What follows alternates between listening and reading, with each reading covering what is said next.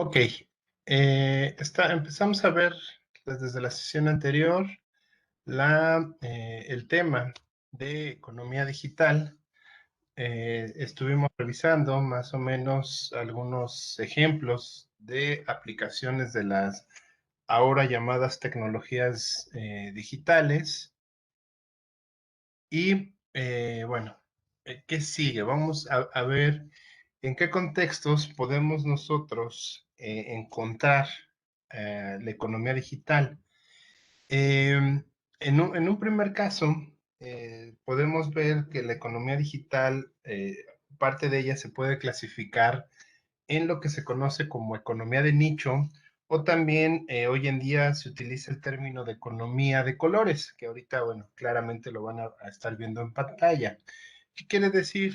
Aquellas actividades económicas o aquella investigación económica que se realiza, por ejemplo, en temas enfocados a la creatividad, que puede incluir innovación o incluso irse más hacia puntos como podría ser también el arte.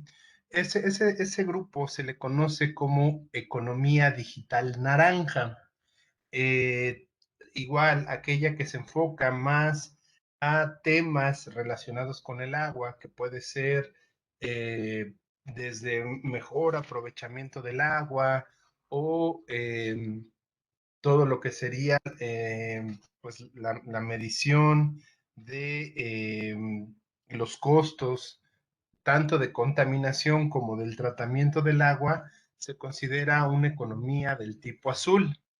Eh, Aquella que tiene que ver con cuestiones de riesgos ambientales y ecología, que cada vez empiezan a tener más importancia y más relevancia, se considera la economía verde.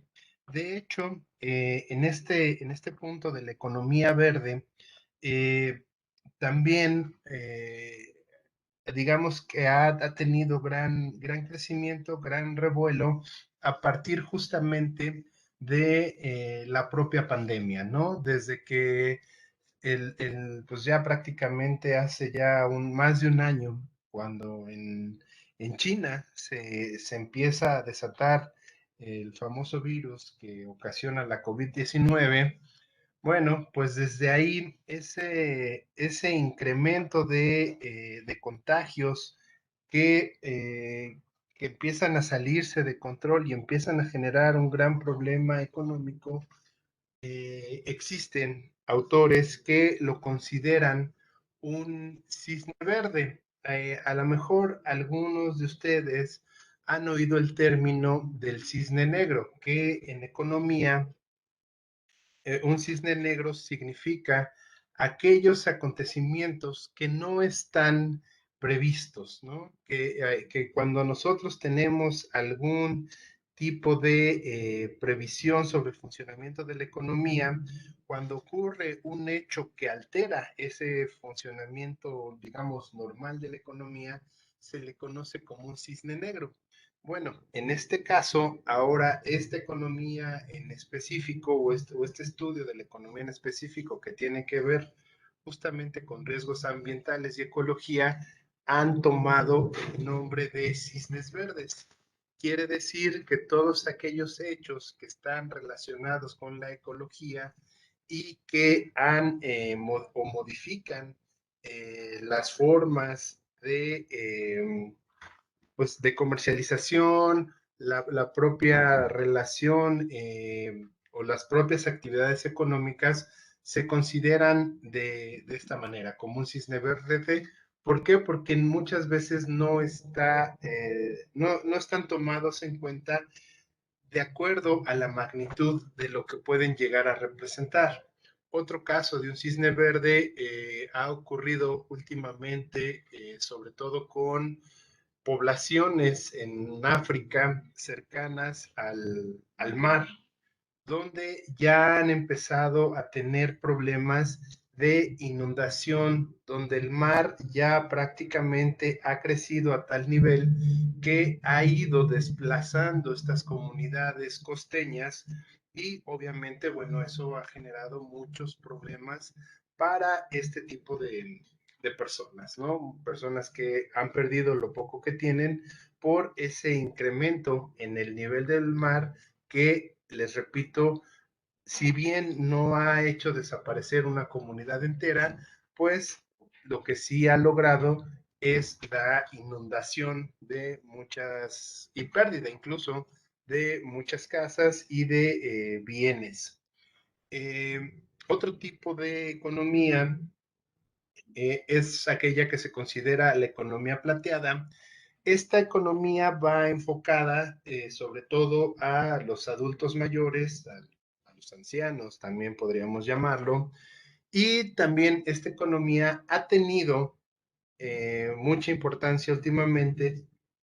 ¿Por qué? Porque por lo general, sobre todo en los países industrializados, la población de adultos mayores se ha ido incrementando en comparación con el resto de la población, ¿no? Tenemos el caso ya desde hace mucho tiempo en Europa, donde hay más adultos mayores que incluso niños, ¿no? La propia sociedad europea y ya también se empieza a ver un poco en Canadá y en Estados Unidos, pues ha generado que obviamente se tengan que desarrollar productos y servicios especiales para este grupo de personas, ¿no? Incluso alguna vez lo comentaba yo en alguna otra sesión, por ejemplo, Japón es otra sociedad que enfrenta esta situación de un gran número de adultos mayores, y en esa ocasión yo les comentaba que existía, o existe más bien, una moneda que se utiliza para poder ofrecer servicios tanto de enfermería como de acompañamiento para las personas mayores, dado que sus propios familiares no pueden estar con estas personas para poderlos atender, o incluso por el simple hecho de la compañía, ¿no? Muchos de estos adultos mayores, en el caso, por ejemplo, de Japón, pues se están quedando solos y obviamente necesitan personas con las cuales convivir. Y el último grupo que se cataloga dentro de esta economía de nicho o de esta economía de colores es la economía púrpura, que está enfocada sobre todo al desarrollo y al mantenimiento de la cultura. Eh, También podemos encontrar a la economía digital dentro de dos grandes rubros. El primero y el más común es aquella que se conoce como la economía colaborativa, donde esta nueva forma de actividad económica consiste en aprovechar los activos o los recursos de algún agente económico que se los puede prestar o alquilar a otro. Eh, Ahorita más adelante vamos a ver algunos casos, pero este ejemplo de economía colaborativa, sobre todo, empezó a crecer en Europa, en regiones, por ejemplo, como Holanda, donde primero empezó obviamente de una forma muy pequeña, donde había personas que compraban, por ejemplo, una bicicleta, y esa bicicleta ellos se daban cuenta que a lo mejor solo lo utilizaban 3 días a la semana. Por lo tanto, a partir de publicaciones en redes sociales o incluso ya en sitios más especializados, lo que se logró es que estas personas pudieran rentar su propia bicicleta a alguien más que la necesitara, obviamente en los días y en los horarios en los cuales la persona que la adquirió no la necesitara. Después esto comenzó a avanzar un poco más, a hacerse un poco más complejo, y teníamos el caso, por ejemplo, de personas que han logrado entre varios comprar un activo y repartirse el uso de ese activo de acuerdo a horarios específicos. Por ejemplo, el uso de un automóvil.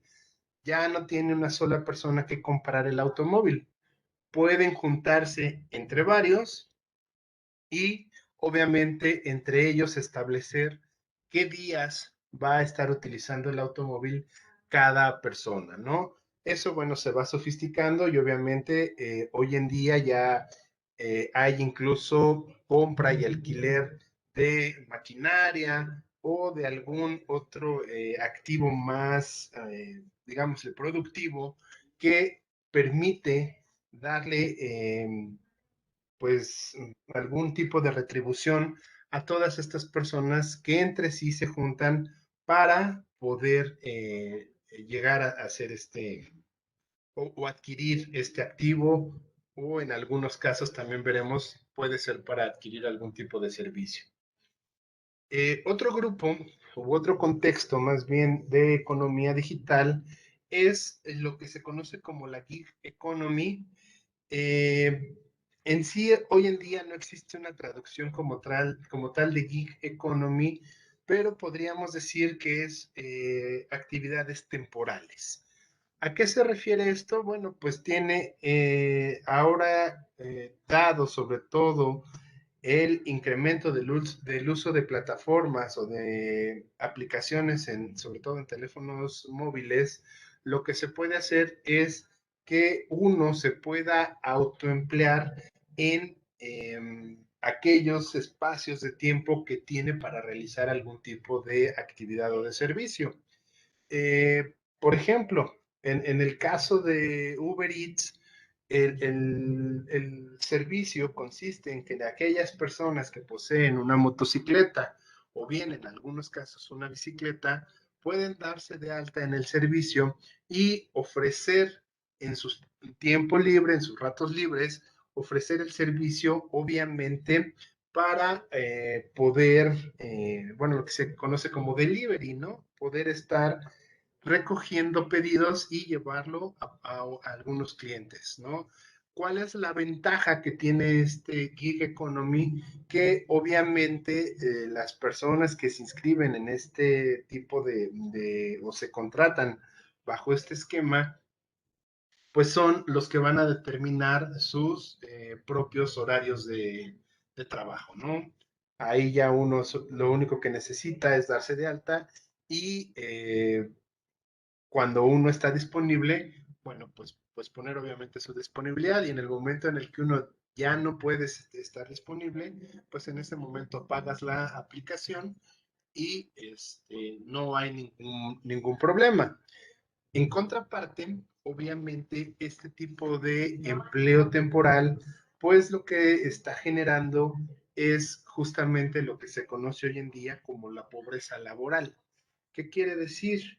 Que la intención es buena, la intención y el óptimo sería que una persona obviamente tuviera ingresos de alguna fuente de trabajo establecida y este gig economy simplemente fuera como un complemento a esa entrada de dinero de forma establecida.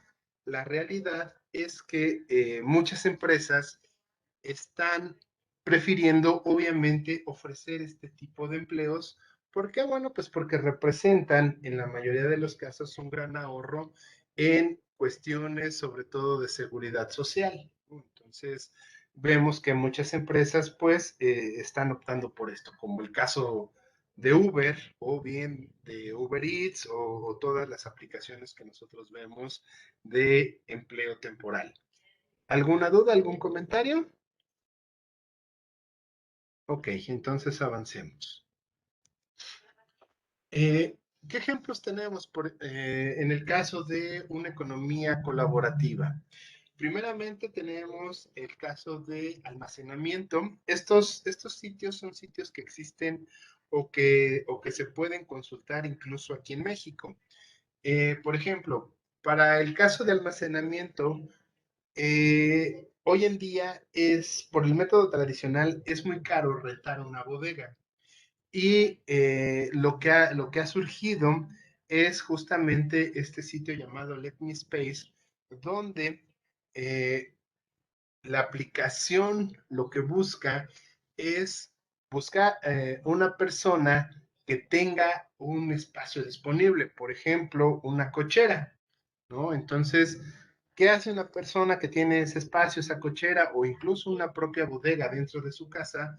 Puede rentar el espacio y otra persona que esté necesitada de guardar algún tipo de, por ejemplo, de mercancía, puede entrar a través de esta plataforma y contratar ese servicio. Obviamente lo que se busca es que la persona que tiene el espacio, bueno, pues tenga alguna forma de ingreso extra, y la persona que busca un espacio para guardar sus cosas, pues lo pueda hacer a un precio más accesible que en un en una forma tradicional. Otro ejemplo también ya muy conocido es la cuestión de hospedaje. El más común, y yo creo que a lo mejor muchos de ustedes ya lo han llegado incluso a utilizar, es lo que se conoce como Airbnb. Airbnb, su función es justamente que, por ejemplo, aquellas personas que poseen una casa, a lo mejor las llamadas casas de verano, en las cuales no utilizan día con día, o bien que poseen algún departamento y están buscando a alguien que les rente ese departamento, pues muchas veces lo que hacen es justamente darse de alta en esta plataforma de Airbnb y poner la disponibilidad, obviamente, de la casa o del departamento y obviamente la aplicación lo que va a hacer es que aquellas personas que estén buscando algún tipo de hospedaje temporal, pues lo puedan hacer a través de esta aplicación de una forma más rápida, ¿no? Igual también existe la plataforma llamada Bearable o Verbo, no sé cuál sea la pronunciación. Y esta aplicación, la ventaja que tiene en comparación con Airbnb, perdón, es que además de ofrecer también renta de hospedaje en casas y departamentos, también permite la renta de casas rodantes. Entonces, si alguien de ustedes, por ejemplo, estuviera con la idea de hacer un viaje por el país a través de una casa rodante, probablemente pudiera llegar a hacerlo con esta aplicación. Otro ejemplo de economía colaborativa es, digo yo, es una de las más utilizadas, la que corresponde al transporte. Obviamente, bueno, pues existen cada vez más aplicaciones, pero podemos decir que las más comunes serían Uber, Cabify y Didi, ¿no? También está Bit y también, bueno, ya empiezan a surgir nuevas aplicaciones donde, pues, prácticamente lo que se está haciendo es contratar un servicio de transporte para llevar a una persona de un lugar a otro. Y otro caso que tenemos en economía colaborativa es aquella que tiene que ver con entretenimiento, que prácticamente engloba a estas grandes compañías que ofrecen los servicios de streaming, ¿no? Como puede ser Netflix, como puede ser Amazon Prime, como puede ser ahora Disney Plus, o bien Blim, ¿no?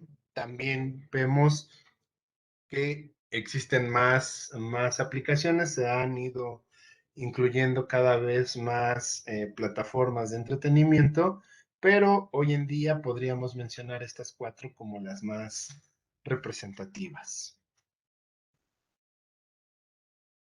Eh, Otros ejemplos que tenemos de economía colaborativa están los llamados ahora seguros colaborativos, y un ejemplo es Wishura. Esta compañía a lo que se dedica es a dar seguros para aquellos, sobre todo para aquellos activos que difícilmente podría asegurar una aseguradora tradicional o convencional. Y muchas veces estos seguros se hacen, se dice de forma colaborativa porque se busca un grupo de personas que posean todos, a lo mejor, si no el mismo activo, sí un activo muy parecido. Eh, por ejemplo, cada vez es más común que los coleccionistas busquen asegurar sus, pues valga la redundancia, sus propias colecciones, ¿no? Coleccionistas que pueden ser de tarjetas, coleccionistas que pueden ser de videojuegos, coleccionistas que pueden ser de monedas. Todos estos activos que tienen un valor especial para cierto grupo de personas, obviamente una aseguradora difícilmente los va a querer asegurar.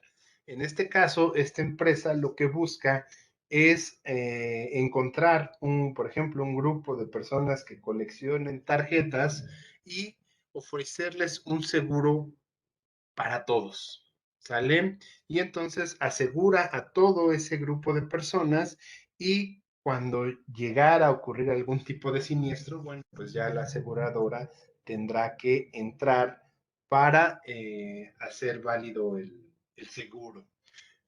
Otro ejemplo es el caso, sobre todo, por ejemplo, de transporte público.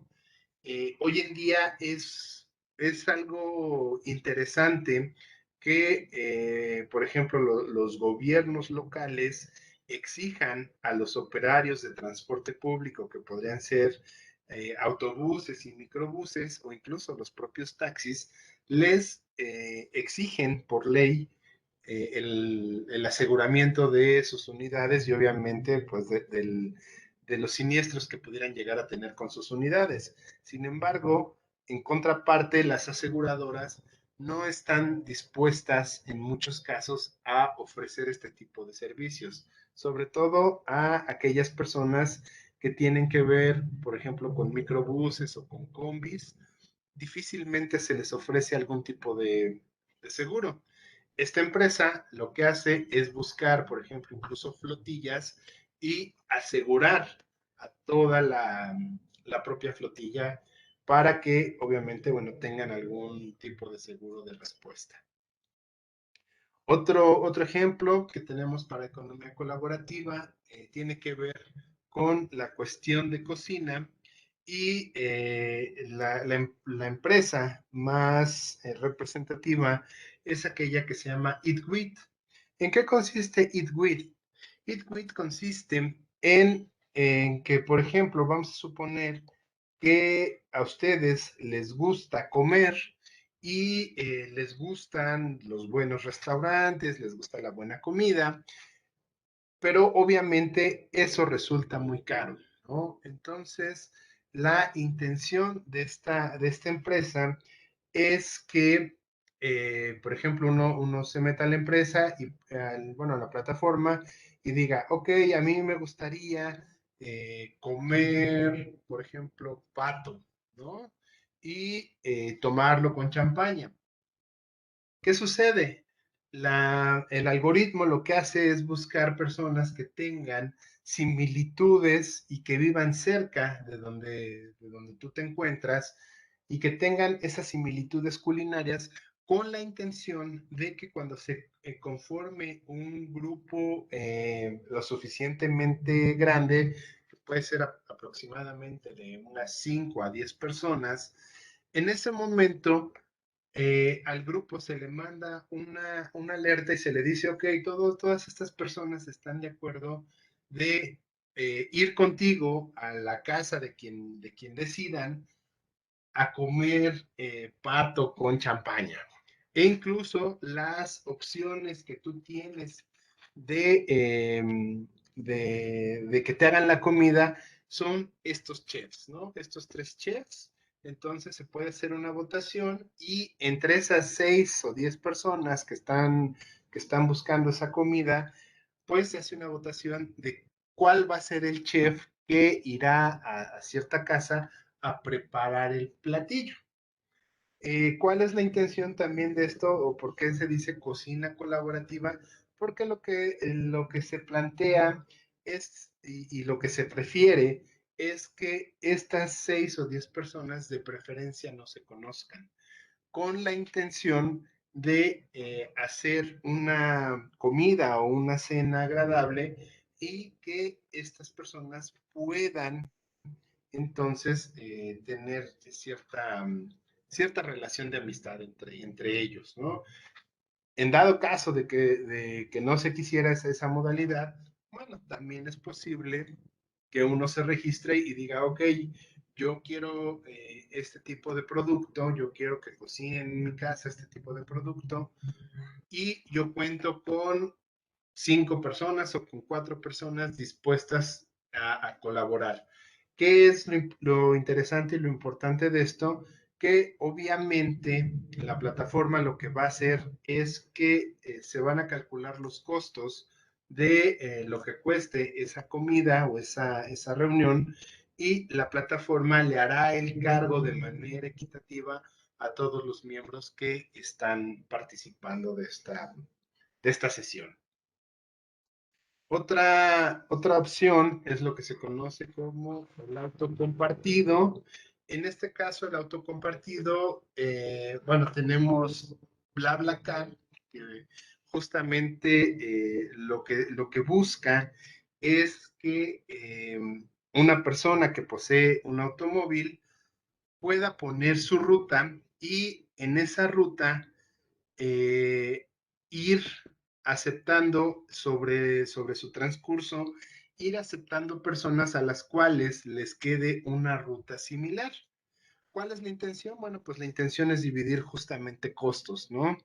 Esto sobre todo está pensado más que de viajes cortos para viajes largos. ¿Qué quiere decir? Que si, por ejemplo, yo tengo la intención de ir a Guanajuato, lo que puedo decir es, ok, me voy a ir a Guanajuato tal día, a tal hora, y me voy a ir por la carretera de cuota. Necesito personas que vayan por ahí o les quede de paso y yo la subo, pero ¿cuál es la intención? Que la intención es que dependiendo de la cantidad de personas que yo voy subiendo al automóvil, pues obviamente estas personas tendrán que ir cooperando para el viaje, ¿no? Obviamente se les va a ir haciendo un cobro de acuerdo al trayecto que tengan sobre mi ruta y esos cobros me los irán integrando a mi cuenta para que el viaje me salga más barato, ¿no? Y también representa una ventaja para la persona que se sube a ese automóvil porque obviamente tiene que ser más barato el viaje a través de esta plataforma que si intentara hacerlo por cuenta propia o bien a través de un tercero, ¿no? Por ejemplo, de tomar algún tipo de autobús. Eh, Aquí en la Ciudad de México estuvo, digo, yo tengo entendido que ya se suspendió, no sé si ya se volvió a reactivar la cuestión de Uberpool, que ahí en Uberpool lo que se buscaba, pues era también que cuando uno solicitaba el servicio de Uber, si ponía la parte de pool, pues obviamente el costo iba a ser más barato en comparación de solicitar el servicio para sí mismo. Eh, Otro ejemplo que tenemos es el ejemplo de renta de bicicletas. Cada vez ha ido tomando más auge este punto de la renta de bicicletas. El más común y digamos el más viejo es el propio sistema que en el caso de la Ciudad de México puso el gobierno local, ¿no? Lo que se conoce como Ecobici. Ecobici, bueno, pues para los que no están al tanto, consiste en un sistema de poner módulos donde se encuentran, no sé, aproximadamente unas 20 bicicletas y aquellas personas que pagan su membresía, se les entrega una tarjeta, una tarjeta electrónica, la cual al momento de llegar a esos módulos puede adquirir una bici o más bien rentar una bici por un tiempo definido, ¿no? La persona llega, desmonta la bici del módulo, tiene aproximadamente 45 minutos máximo para utilizar esa bicicleta y debe de llevar la bicicleta a un módulo cercano del lugar en el cual iba a estar esta persona. Ya en una cuestión más privada, bueno, pues tenemos el caso de Desva y de Mobike, que ya utilizan incluso aplicaciones y a partir de la aplicación y de la lectura de códigos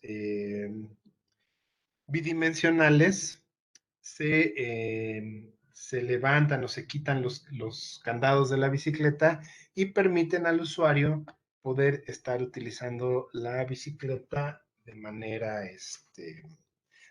libre, ¿no? Mientras digamos que tenga crédito con esa aplicación. ¿Hasta aquí alguna duda, algún comentario? ¿Vamos bien? Ok, continuamos. Respecto a la gig economy, tenemos varios ejemplos. Uno podría ser, en el caso de alojamiento, Airbnb.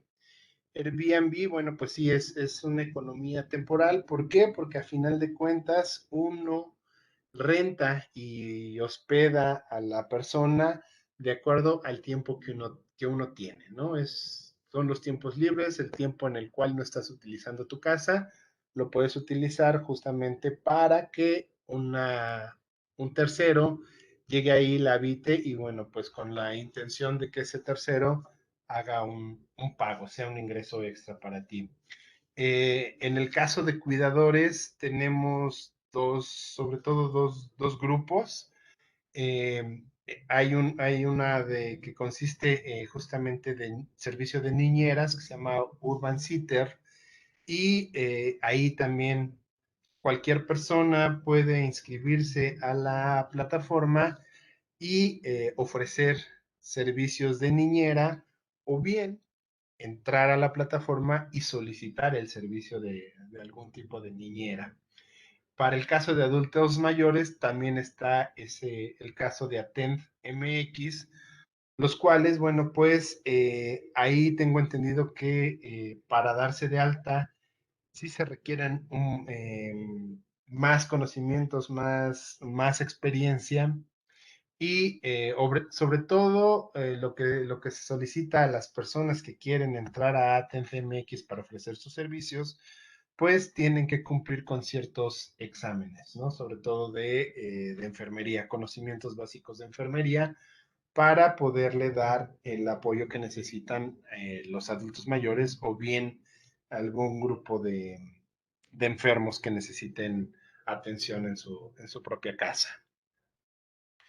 Otro ejemplo, tenemos la entrega de comestibles y la entrega de comida. ¿Cuál es la diferencia? En el caso de entrega de comestibles, estamos hablando de casos donde eh, justamente se ofrece el servicio más bien de llevar el súper a la casa, ¿no? El caso, por ejemplo, Justo y Rappi ofrecen, incluso Corner Shop, ofrecen el servicio de traerte el súper de cualquier establecimiento registrado, ¿no? Que puede ser de Walmart, de Soriana, de Chedraui o incluso de tiendas que requieren membresía como Sam's o como Costco. Bueno, estas aplicaciones tienen a su vez el catálogo de productos que se encuentran en estos centros de autoservicio y uno a través de la aplicación solicita su súper, ¿no? Y ya, bueno, pues ahí te va diciendo en tiempo real en cuánto tiempo se te entrega tu súper, quién te lo va a entregar, si es que tiene algún tipo de problema, ¿no? Muchas veces, por ejemplo, cuando uno utiliza este tipo de aplicaciones, a lo mejor le solicitas medio kilo de tortillas y resulta que en el lugar en el donde están no venden medios kilos, venden solo kilos enteros. Entonces, bueno, pues te llegan alertas, ¿no? Oye, ¿estás dispuesto yo sé que me pediste medio kilo, pero ¿estás dispuesto a que te entreguemos 1 kilo o no? Y entonces ya uno eh, autoriza o cancela esa parte del pedido, ¿no? O bien en el caso, por ejemplo, de marcas, a lo mejor tú pediste una salsa de alguna marca y en ese momento no se encontraba disponible, bueno, también se te manda una alerta y te dicen, ok, la salsa que tú pediste de esta marca no está, pero tenemos un bien sustituto de esta otra marca. ¿Estás dispuesto a comprarlo o no estás dispuesto a comprarlo?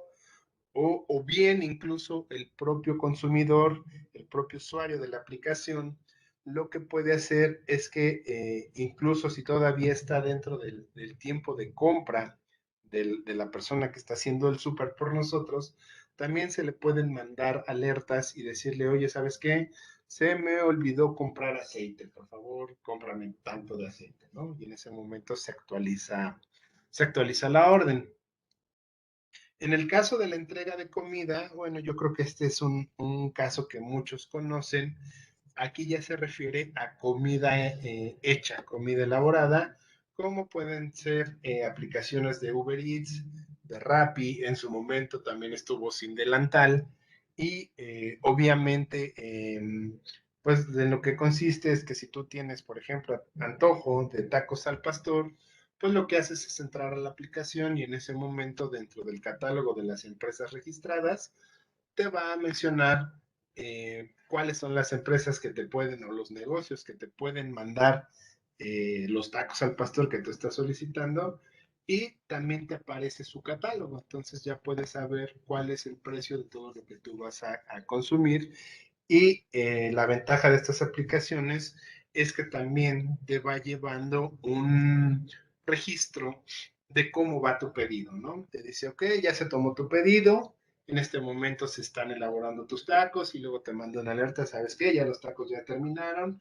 y se le van a entregar a tal repartidor y el repartidor ya va en camino, ya está a 5 minutos de llegar a tu casa, incluso te puede mandar alertas, ¿no? De llave bajando o llave saliendo a la calle, porque ya el repartidor está a 1 minuto de llegar a tu domicilio.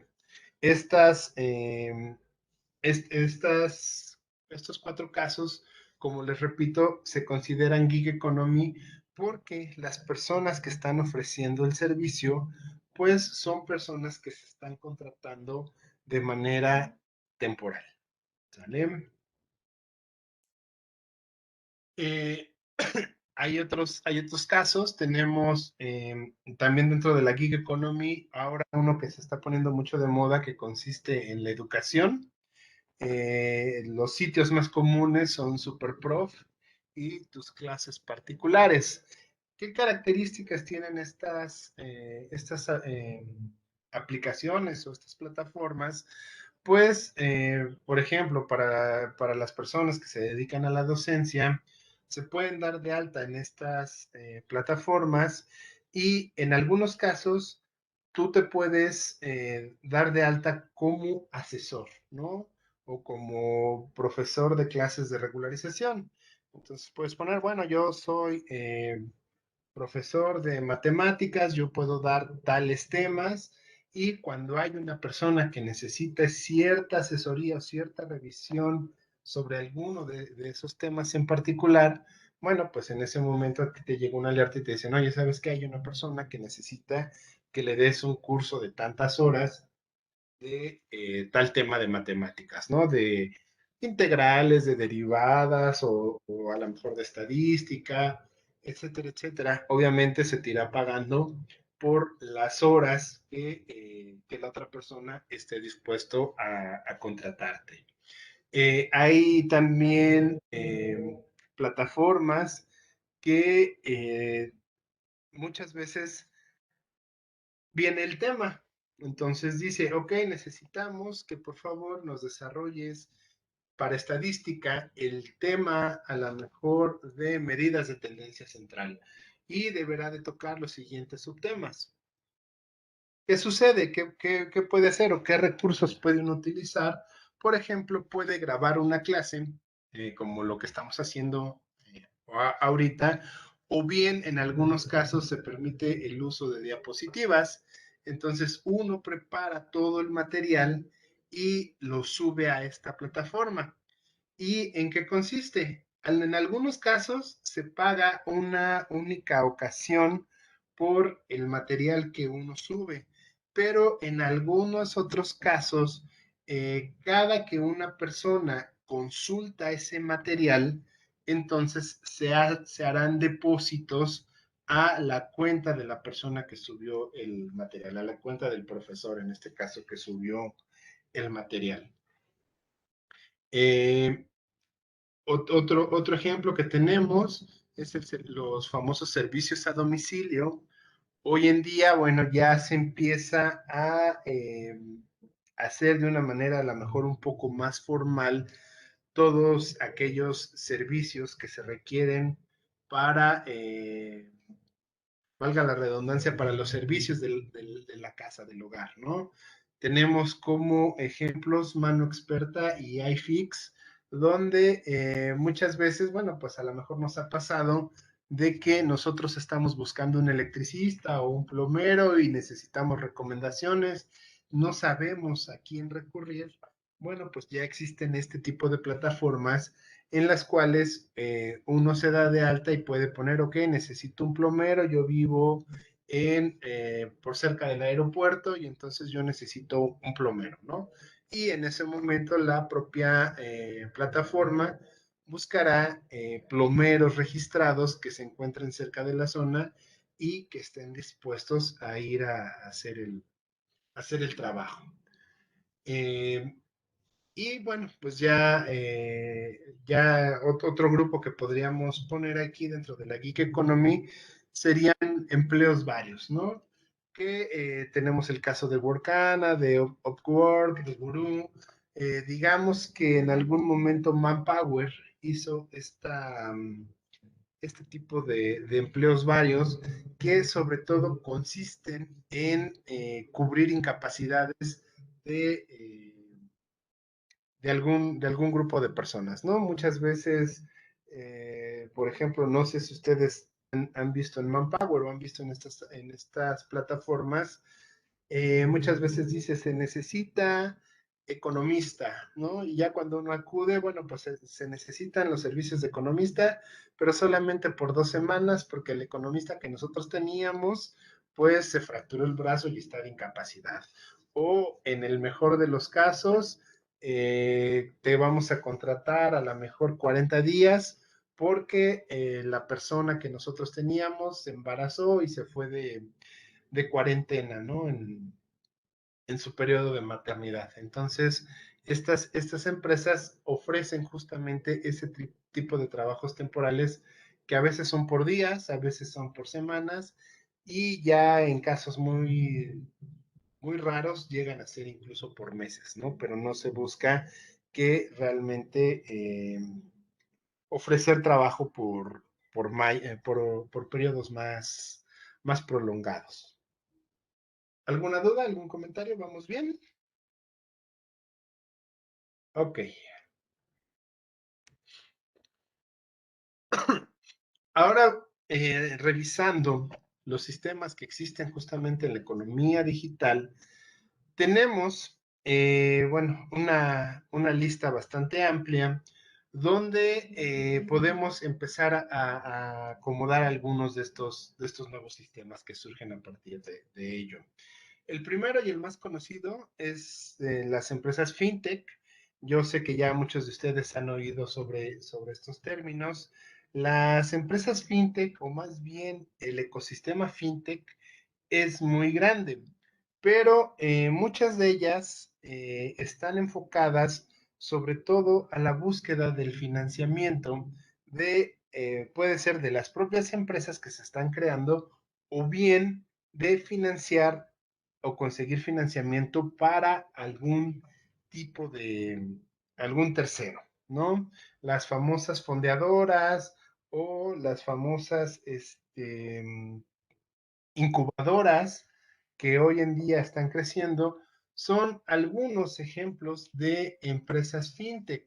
Incluso muchas de estas empresas fintech también dentro del ecosistema donde se encuentran, también son empresas nuevas que se crean con la idea de incorporar algún tipo de tecnología que facilita de alguna manera algún tipo de servicio financiero. Por ejemplo, ustedes habrán oído de las empresas de casas de cambio, las empresas que ahora se dedican a ofrecernos criptomonedas. Bueno, estas empresas también son consideradas dentro de las empresas fintech, ¿no? Empresas que ofrecen créditos a las personas de una manera distinta a cómo lo están haciendo o a cómo lo hacen los bancos tradicionales, también entran dentro de este sistema. Hay un universo muy amplio. A su vez, existen ahora también las empresas llamadas RegTech. Estas empresas RegTech, eh, a lo mejor aquí en México no tienen todavía mucha importancia, pero ya empiezan a tener mayor importancia en otros países, en países como Estados Unidos, incluso como el propio Reino Unido. Estas empresas RegTech lo que se van a encargar es justamente de buscar hacer una regulación para el funcionamiento de las empresas fintech. Muchas de ellas, muchas de estas empresas RegTech, lo que buscan es afiliarse o juntarse, no sé cuál sería la palabra, con autoridades monetarias y fiscales de los países. Y entonces sirven de asesores para poderlos ayudar a hacer una ley más adecuada en cuanto a la regulación de todas estas empresas fintech, que son las que están apareciendo día con día. Algunos mencionan que si en México se les hubiera dado oportunidad a estas empresas RegTech, pues tendríamos una ley fintech más completa y más robusta que la ley actual que nosotros tenemos para regular este tipo de empresas. Otro ejemplo son las empresas subtech. Estas empresas también en México no están del todo, ¿cómo podríamos decirlo? Funcionando. Sí existen algunas, pero todavía tienen por ahí sus, bueno, no aparecen del todo. Son empresas que se dedican justamente a la supervisión de las empresas fintech. Quiere decir que estas empresas a lo que se van a dedicar es justamente ya cuando existe una legislación fintech bien hecha, estas empresas subtech se van a dedicar a revisar que efectivamente se esté llevando a cabo todo lo que estableció la ley fintech y que estas empresas fintech lo estén llevando a cabo. Y en dado caso de que no estuvieran llevando a cabo las formas como lo establece la ley, pues tener la facultad de poder dar aviso tanto a la autoridad monetaria o a la autoridad fiscal conforme se necesitara. Otro punto, bueno, pues es la blockchain, la famosa cadena de bloques. También ya hemos visto varias aplicaciones, varias formas en las cuales se puede utilizar una cadena blockchain. Ya vimos también cuáles son sus ventajas, qué limitantes tienen. Otro punto, bueno, los contratos inteligentes. Estos contratos inteligentes que si bien parten de la plataforma blockchain, tienen una aplicación muy importante o muy puntual, que justamente va a consistir en que de acuerdo a cómo se programe este contrato inteligente, pues se va a poder ir avanzando en los acuerdos que lleguen las partes firmantes del contrato, ¿no? E incluso si hay algún incumplimiento dentro de ese contrato, este propio contrato lo va a detectar y en algunos casos va a tener la posibilidad de llevar a cabo penalizaciones. Otra aplicación también de la blockchain son las criptomonedas, que también ya lo hemos visto. Seguimos hablando, por ejemplo, de Bitcoin, sigue siendo la moneda por preferencia. Y bueno, pues cada vez existen más cantidad de criptomonedas.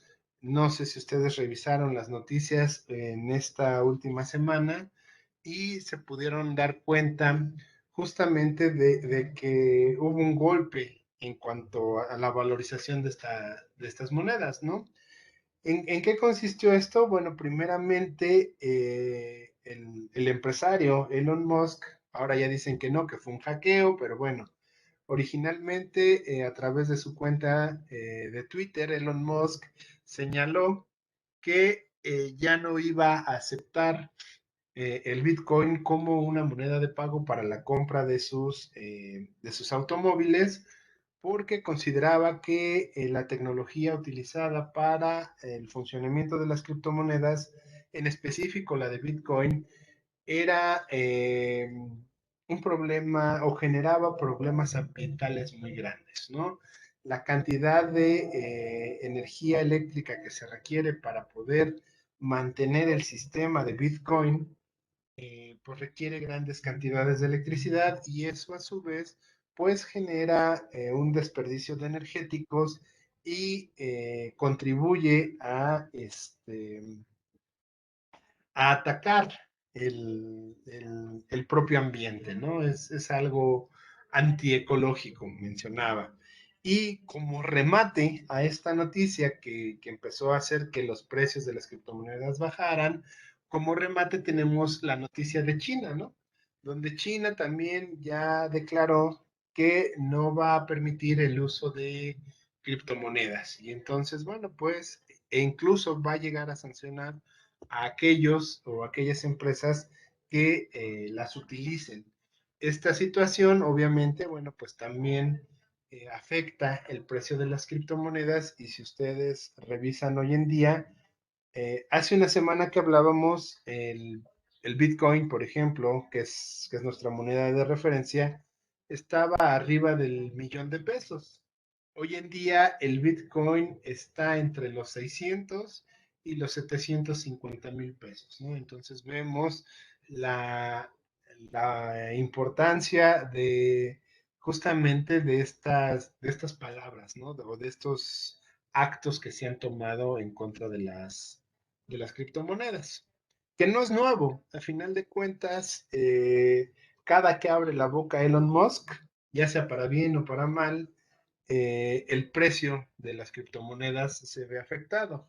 También el caso de China, desde los orígenes de Bitcoin, China ha estado jugando mucho con la aceptación y el rechazo justamente de las criptomonedas. Y cuando China decide aceptarlas, los precios de las criptomonedas suben y de repente, cuando decide que prohibirlas, pues el precio ha bajado. Eh, otro punto que también podemos considerar dentro de los sistemas es lo que se conoce hoy en día como la industria 4.0. Esta industria 4.0, bueno, pues ya lo que está haciendo es generar la transformación de la industria en general. No voy a entrar mucho en detalle porque yo esperaría ya en clases posteriores que cerráramos el curso justamente viendo qué es la industria 4.0, qué características tiene, pero como adelanto, bueno, pues sí podemos mencionar hoy en día que las características que existen han hecho o han generado que la industria tradicional se tenga que modificar, ¿no? Incluso ya contamos hoy en día con industrias por módulos, los cuales son módulos configurables. Entonces ya una empresa que, por ejemplo, se dedicaba tradicionalmente a crear zapatos, bueno, pues ya bajo estos nuevos estándares de los módulos configurables, puede ahora dedicarse 6 meses a fabricar zapatos e incluso 6 meses dedicarse, no sé, a producir, pues tal vez bolsas o algún otro tipo de producto que se pudiera llegar a realizar, ¿no?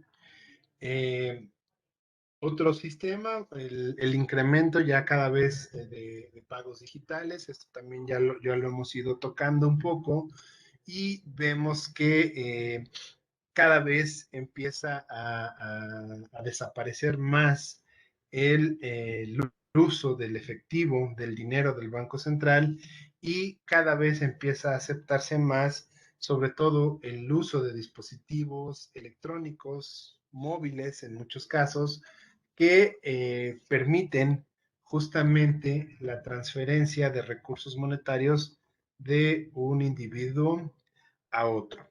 Igual, en esta nueva economía vemos la transformación del comercio. Dependiendo del autor del que se trate, bueno, pues nos ponen prácticamente dos posibles escenarios con respecto al e-commerce, al comercio electrónico. Algunos autores mencionan que el e-commerce tarde que temprano va a desplazar al comercio tradicional, ¿no? Llegará un momento donde el comercio tradicional ya no sea lo suficientemente sostenible y entonces la forma de interacción, perdón, ahora se realizará en su totalidad a través del comercio electrónico. Existen otros autores que mencionan que no, que muy probablemente lo que suceda es que lleguemos a un escenario donde tanto comercio tradicional como comercio electrónico puedan convivir y obviamente existirán ciertos nichos donde se tendrá que recurrir al comercio tradicional y algunos otros nichos que estarán dedicados única y exclusivamente para el comercio electrónico. Dentro del comercio electrónico tenemos obviamente sus cuatro variedades, que podrían ser el business to business, el business to consumer, el consumer to consumer, y también hoy en día ya se toma en cuenta lo que se conoce como el business to government, ¿no? Aquel comercio electrónico que se realiza de los negocios hacia el gobierno, sobre todo en el tema de licitaciones. En el caso de México tenemos, por ejemplo, Compranet, que es un sitio electrónico del gobierno donde aparecen todas las licitaciones que hace el gobierno federal y la mayoría de las licitaciones que hacen los gobiernos locales. Entonces, ya hoy en día, por lo menos en la parte para poder enterarse de qué es lo que va a comprar el gobierno y si está uno interesado en venderle al gobierno, puede entrar a estos sitios de Compranet y ver, buscar si es posible que el gobierno pudiera comprar alguno de los productos o servicios que nosotros quisiéramos venderle, ¿no? Y bajo qué condiciones. Eh, Otro punto en cuanto a sistemas de economía digital es algo que también empieza ya ahora a revolucionar los mercados financieros, sobre todo el mercado de acciones y el mercado de divisas, el famoso mercado Forex. Ahora ya empiezan a utilizar lo que se conoce como trading algorítmico. Hoy en día no hay una regulación y obviamente las empresas están aprovechando esa laguna sobre el trading algorítmico con la intención de buscar ganancias muchísimo más rápidas que las que podría llegar a obtenerse al contratar algún tipo de broker. ¿En qué consiste el trading algorítmico? Bueno, el trading algorítmico lo que va a hacer es que se le van a dar instrucciones a un programa en el cual este programa va a estar monitoreando todo el día y todos los días, por ejemplo, algún grupo de acciones o bien el tipo de cambio de algunas divisas. ¿Y qué va a hacer? Que cuando el precio de la acción baje, aunque sea de manera muy pequeña, por ejemplo, que baje a lo mejor 2 centavos, en ese momento El programa lo que hace es realizar una compra de la acción de la manera más rápida posible, con la intención de comprar en el precio establecido. Esa compra rápida está comprobada que hoy en día es más rápido a través de ese programa de lo cual lo pudiera hacer el propio broker, ¿no? Si un broker trata de hacer esa compra, muchas veces va a tener cierta duda y cuando trate de hacer la compra, muy probablemente no consiga el precio al cual el trading algorítmico sí lo va a hacer. Este algoritmo sí lo va a poder lograr. ¿Y qué va a suceder? Vamos a suponer que compró la acción 2 centavos más barata, pero en cuanto la acción suba 3 centavos, en ese momento el mismo programa va a vender la acción. Entonces uno diría, bueno, pues no le estás ganando mucho, ¿no? A lo mejor lo compraste 2 pesos abajo y lo vendiste 3 pesos arriba, bueno, pues tu ganancia es de centavos. Ok, pero si tienes un programa que lo va a poder hacer las 24 horas del día y va a estar justamente trabajando para eso, esa compra, esa ganancia mínima de centavos se empieza a ver reflejada en grandes ganancias, pues ya en pesos, ¿no?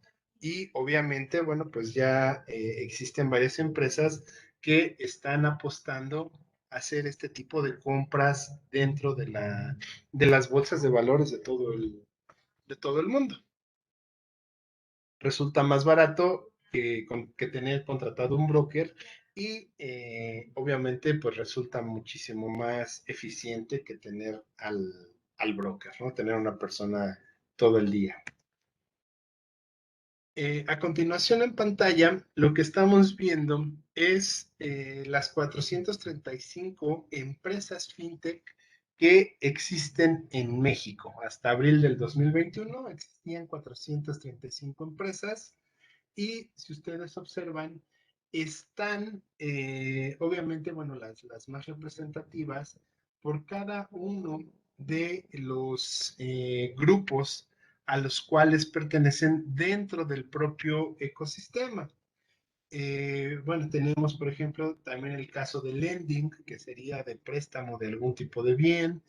Tenemos las RegTech, tenemos las LegalTech. Las LegalTech, esas se van a encargar más bien de ofrecer servicios de asesoría legal, tanto para personas como para empresas.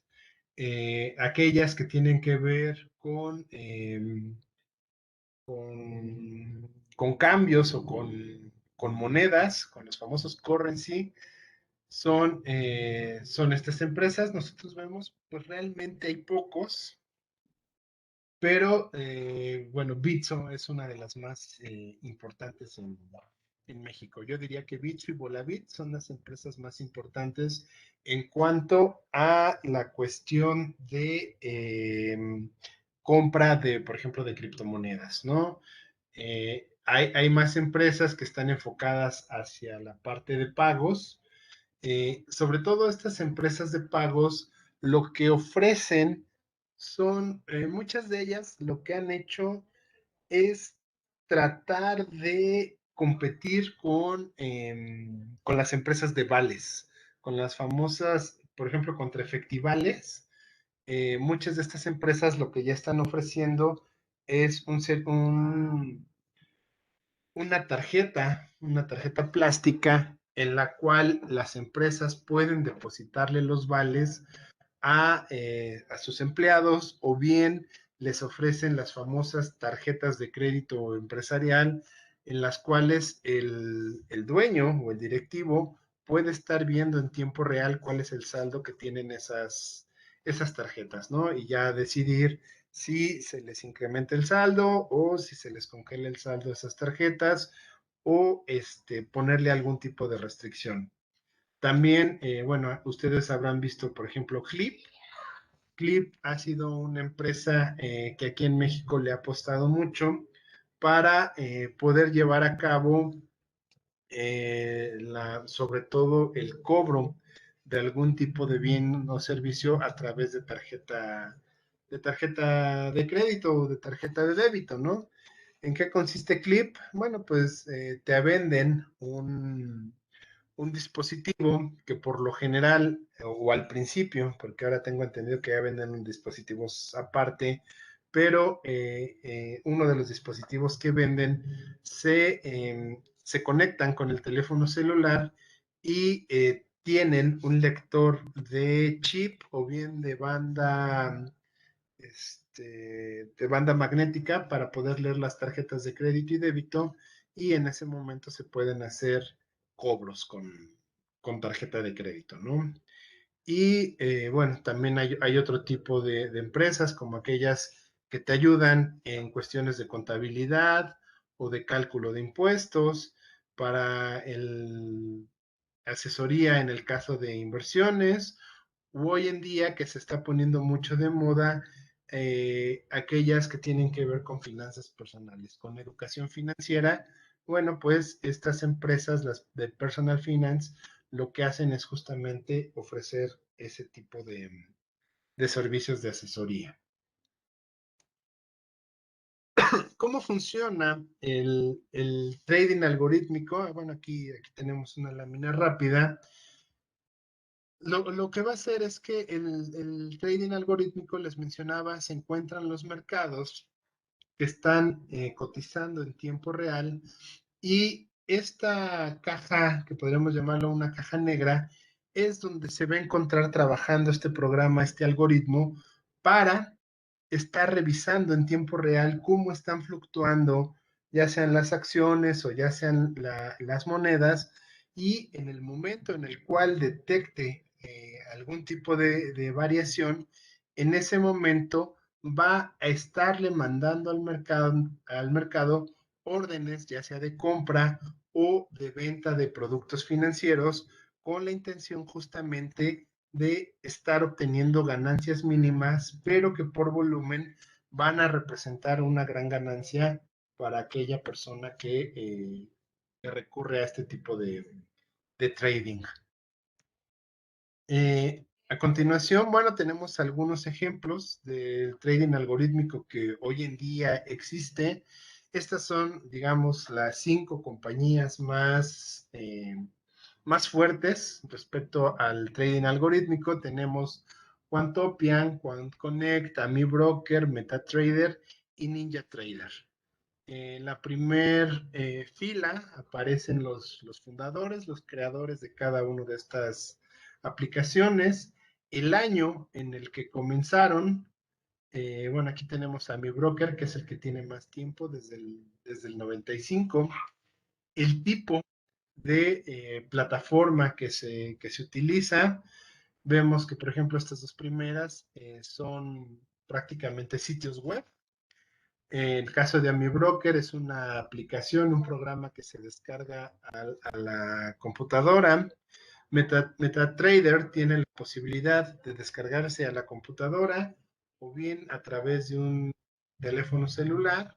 Y NinjaTrader también es una aplicación que se descarga en su computadora.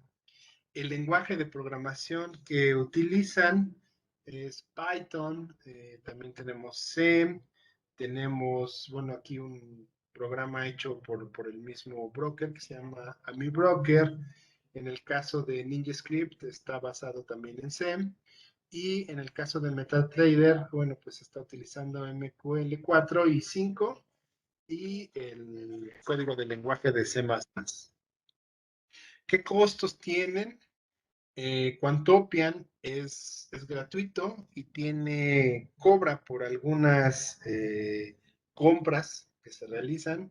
Sobre todo son compras que ayudan al propio programa en obtener mejores resultados. En QuantConnect tiene una versión gratuita para la comunidad, y obviamente la versión premium que tiene más características, ¿no? Y la versión premium empieza desde los $20. AmiBroker tiene un trial que por lo general son de 30 días, que es gratuito, y ya después, si les interesa contratar a mi broker, pues la suscripción empieza desde $279. MetaTrader es gratis, pero exige una suscripción en la cual se requieren algunos datos, y NinjaTrader es gratuita y además ofrece un simulador de trading. Ok, a continuación, y ya nada más para terminar la sesión del día de hoy, vamos a ver un ejemplo, si ustedes lo quieren realizar al rato o otro día, para, para ver cómo funciona. Yo creo que estaría muy bien. Es justamente el uso de la inteligencia artificial. Hoy en día la inteligencia artificial también empieza a tener gran importancia y gran relevancia para todo este desarrollo de la economía digital y de la industria 4.0. Ya la inteligencia artificial cada vez resulta más importante y ha logrado desarrollar bastante. Ok, aquí ustedes en pantalla tienen una aplicación que creó el propio Google, que se llama Ngram. ¿En qué consiste Ngram? Ngram consiste en revisar todos aquellos artículos y libros que ha digitalizado Google y que tiene en su servicio de Google Books, o sí es Google Books, me parece, el nombre del sitio. ¿Y qué es lo que hace? Bueno, lo que hace es que justamente en toda esta digitalización que tiene, en toda esta biblioteca de información que tiene Google, va a buscar las palabras dentro de toda esa colección, las palabras que existen de acuerdo a lo que nosotros estuviéramos buscando en este tipo de buscador, valga la redundancia. Por ejemplo, si nosotros buscamos desde el año 1700 hasta 2019, hago la aclaración de que Google tiene documentos que son desde 1500 hasta el 2019 digitalizados.